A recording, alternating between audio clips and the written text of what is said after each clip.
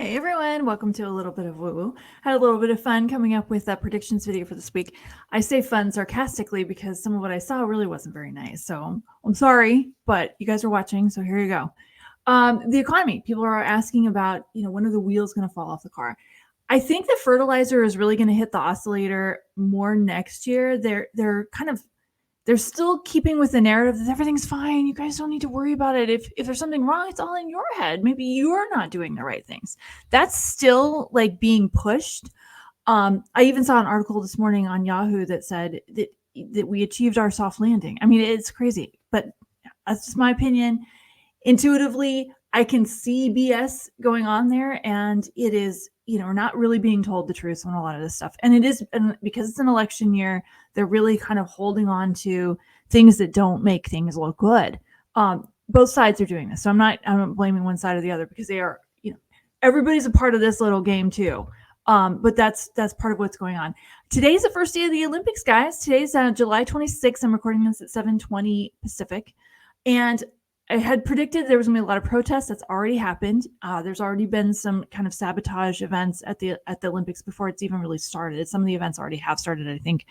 But I do see more of that happening. I do see some surprise, out of the blue protest things that may disrupt kind of the cycling events. The events that are outside, the events where there's more access for someone from the public to interrupt, let's put it that way. I don't necessarily see it being, bloody. I don't see that. I was just seeing disruptive, a lot of anger and a lot of aggression and a lot of trying to get their word out for their issue. Does feel like a lot of environmental type things. That I do see a lot of that happening, and it's already started. So there you go. I was also seeing some conflict events happening during the Olympics and countries, and also just kind of at the end of it. This happens every time, guys. They do like to do things when you guys are all watching the swimming events. They want to invade another country. That kind of thing happens a lot during the Olympics. I hate to say it, but it's because I wish it wasn't true. But I do see an escalation. It does feel like it's an escalation in the Middle East, because I was seeing oil prices go up. And if you guys pay attention to the marketplace, you know that if oil suddenly spikes, you need to check the news and see who's throwing bombs somewhere, because that's usually what's involved with it. People are asking a lot about politics. Happy to talk about that, even though I do get some nasty comments sometimes when I do. It's okay. I mean, it's not. Guys, be nice, really. I don't see Gavin Newsom being the candidate this time on the ticket. I think a lot of prediction people are saying that Shapiro or Buttigieg. I do think it's going to be one of those two too. I'm adding that voice to that chorus there. I don't think that Gavin Newsom wants it this time, because he wants to run for president next time, and I do actually see him. I do see him president at some point. So that's not happening now. And I didn't realize this. Kamala Harris and Gavin Newsom are from the same state. They want a swing state. They want somebody who's going to bring votes in areas where they just want some more votes. I mean, that's basically it. It's a game, and they're wanting to play it well. You guys already know how this game is played. I do think it's very possible that we haven't seen the last of the governor of Florida. I do think we're going to be seeing him possibly on the ticket running against Gavin Newsom. They've already sparred a few times already. They actually seem to both enjoy that. So I do think maybe it's a possibility. I know you're not as interested in the presidential elections 4 years from now, but I think it's a very good possibility that we're going to be seeing the governor of Florida and the governor of California running against each other next time around. So, that's something to look forward to. That could be entertaining, because if you notice, both of them, when they sign new propositions, when they sign new laws, it's suddenly getting national attention in states that really just don't affect the rest of the country all that much. But we're seeing it on the national news. I think that's kind of interesting, right? I was also seeing, I hate to say it, but I kind of think there's going to be an earthquake in the next, I feel like it could be in the next month. It does feel like in the California area. I see Biden giving the whole thoughts and prayers speech that we always have every time something happens. For those of you who are concerned that Biden may retire before the end of his term, he is going to stick it out till the very end. He's not going anywhere until the end, and maybe even quite a bit after that. He's still going to be, supporting Kamala, doing his part. He's going to be working until the end. He didn't really want to go anyway, but in the end, I think he decided that for the greater good, he decided to leave. But don't worry that he's backing out now. I just don't see that happening. However, having said that, I do see that we're going to be seeing some issues with Trump's health start to pop up. He's not getting lead poisoning, but I do see that we may see him pull out before the end too. I see them kind of scrambling at the end and figuring out who they replace him with. It's not going to be because of the other incident, but it will be, like I said, it's not going to be lead poisoning. But I do think it could be heart. It feels like heart attack. It feels like something where he can't overcome it. It's not the COVID. Sorry about that. Fires. Geez. I mean, I live in Oregon. We're having to deal with fires now, but I do see that escalating a lot in August and September. And interestingly enough, the guys were showing me, I don't know if I've talked about this a few times in videos, the Greater Oregon Movement, which is where parts of Oregon are petitioning to try and become part of Idaho. I've been telling you guys to pay attention to this because I think it's going to happen and be an issue in other states too. I know people watching this go, I don't live in Oregon. I don't live in Idaho. Why would I care? I think this will actually be something that starts to kick in later because I think other states are going to watch this and see if the Supreme Court turns it down. Because wouldn't a state that's very Republican like to grab some of the Republicans in the neighboring state and just sort of gerrymandering their borders so that they can get their constituents all kind of in one spot?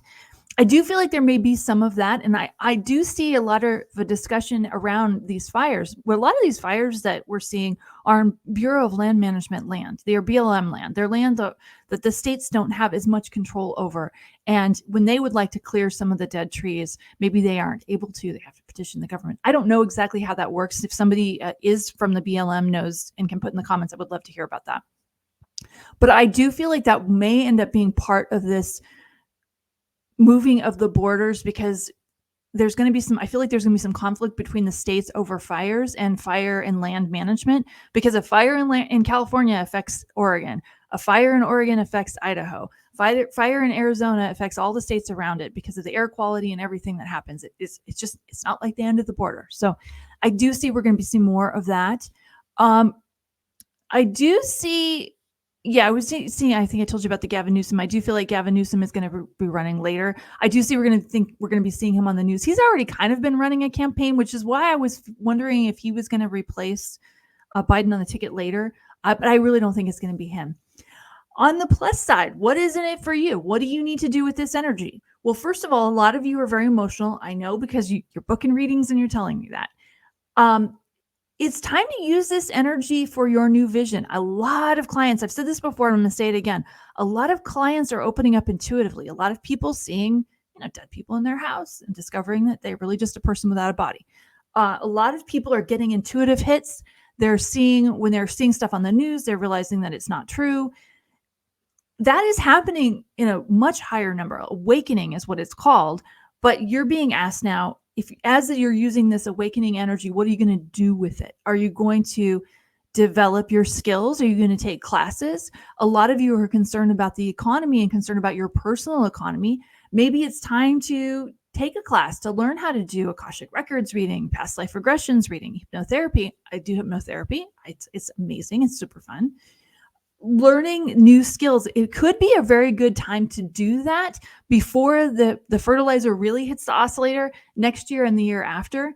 I would also say, again, with the real estate agents, guys, I love real estate agents. I've had lots of them as clients. You guys think differently than most people. I love that. One thing I really want you to get together, though, is figure out how you're getting paid, because I did have another conversation in a coffee shop with another real estate agent who gave me the "don't worry, we're going to get paid" conversation, but couldn't say specifically how much and when and what that contract looks like. You guys, they still haven't figured it out yet. So it has affected the housing market, some states more than others. I would just suggest, if you're buying a house or considering buying a house, I am not a real estate agent. You should talk to a real estate agent, but you should also check the data, because things, some of the narratives aren't quite true. You want to make sure it's really a good investment, and it's still going to be a good investment later. People have asked about the interest rates. I'm still seeing those dropping before the end of the year. I don't know if I do feel like there's a non-zero chance that we may see a 25 basis cut before the end of this month, because I think that's the next meeting. Actually, I think it's happening right now. I do think that's a very strong possibility. I think the September rate cuts, though, I think those are like 100%, put in. Yeah, I think that's going to happen too. I also see before the end of the year, the guys were showing me that a big bank, not your bank, of course, your bank is fine. A big bank was going to go down and taken over by another bank. I can't say which one because I'm not really seeing that, but it's not Chase, it's not Wells Fargo, and it's not B of A. They usually show me when those three are up to stuff, so it's not one of those guys. But another big bank, another marquee bank, and that's going to really get people scared and start to think maybe this isn't as good as we thought it was. As far as the stock market goes, up and down, same thing. You guys ask about crypto a lot, and I've mentioned that it's really hard to tune into crypto because it really does just bounce up and down. It is like tuning into a flea. If you are an investor, I said this before, I'm going to say it again. I wouldn't feel right if I didn't say this every time. You guys need to babysit your investments. You need to pay attention to them. You need to get a little bit of OCD on your investments. If you're a trader, especially, you already know this. You don't need me to tell you that. But be mindful of what's going on with your investments, because there may be times when you need to move to safer waters, or maybe you want to move where all the action is. But try to not get caught up in emotion with that. That's one of the reasons I hear a lot about these things, because as a hypnotherapist, a lot of day traders book sessions with me to get their mindset neutral so they can look at the fundamentals and the numbers and use their intuition and not get caught up in FOMO, because that happens to them too. That happens to them too. So having said that, I hope you guys have a great week. Watch the Olympics. I'm going to watch them. I'm excited. I want to see the gymnastics. I want to see what happens. And if you have any questions or anything you want me to cover in a future version of this, put them in the comments. I think Mara's going to be back. I believe we're going to do something on Vance on Monday, but I'm not 100% sure. I haven't confirmed that with her, but I'm going to go in the 90s on that one. So look forward to that, and we'll see you guys next time. Bye. Bye-bye.